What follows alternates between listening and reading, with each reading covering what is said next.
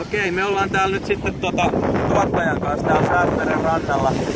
Rantalavan kohdalla, niin kuin näette, jos vähän kuvat pannaat niin kuin molempiin suuntiin sinne päin ja sitten tuonne toiseen päin, niin rantalava on tänä vuonna vähän laajennettu valtavasta kävijätulvasta johtuen. Ja Terhi selittää vähän tää konseptia seuraavaksi. Ai tätä rantalavan konseptia. Ja rannan ja meren ja mitä nyt? Joo, mutta siis tää rantalavahan on niin mahtavaa, että niinku, tänne voi tulla myös lasten kanssa. On puuhaa myös perheen pienimmille, jos ei niistä alatiesynnyttäjien keikoista kauheasti innostu esimerkiksi.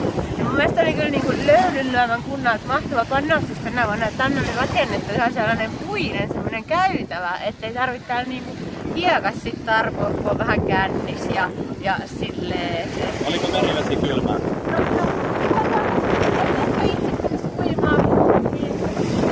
Ihan semmoista kirpeä.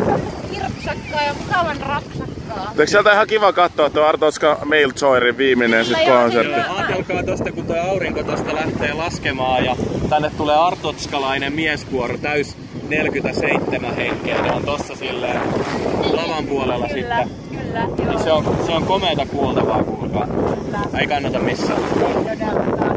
Joten muistakaa sit kuvaamme siellä päätöskonsertissa, niin kaikki tulee paikalle. Onks mitään päätössanoja?